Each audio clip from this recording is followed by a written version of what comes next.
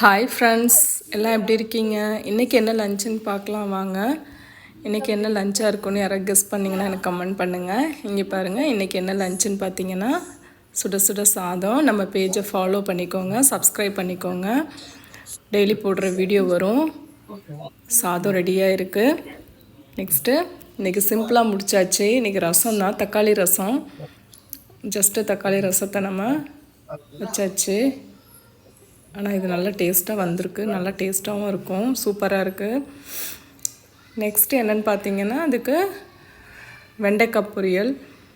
இது நான் காரம் போட்டு செஞ்சுருக்கேன். ஏன்னா நம்ம ரசத்துக்கு கொஞ்சம் காரமாக சாப்பிட்டா நல்லாயிருக்குமே அப்படின்னு சொல்லிட்டு மிளகாத்தூள் போட்டு நல்லா ஃப்ரை பண்ணியிருக்கேன். இன்றைக்கி வெண்டைக்காய் பொரியல் தான் இது.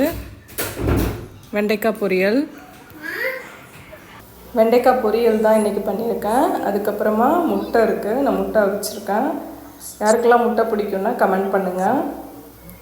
அடுத்து இது ஒரு வெஜிடபிள் சாலட் பண்ணியிருக்கேன். இந்த வெயிலுக்கு வெஜிடபிள்ஸ் நிறைய சேர்த்துக்கிறது ரொம்ப நல்லது. இப்போ நம்ம இருக்கிறது ஃபுல்லாக வெயில் ஸ்டார்ட் ஆகிடுச்சு இல்லையா, சம்மர் சீசன் ஸ்டார்ட் ஆகிடுச்சு. ஸோ அதனால் இதில் குக்கும்பர், கேரட், ஆனியன் எல்லாம் போட்டு, கேப்சிகம் போட்டு நான் இதில் சாலட் மாதிரி பண்ணியிருக்கேன். கொஞ்சமாக லெமன் விட்டு கொஞ்சம் உப்பு ஆட் பண்ணி அப்படியே நம்ம கொஞ்சம் ஒரு 10 நிமிஷம் அப்படியே வச்சிட்டோன்னா இது சாலட் ரெடி ஆகிடும். இது நல்லது உடம்புக்கு.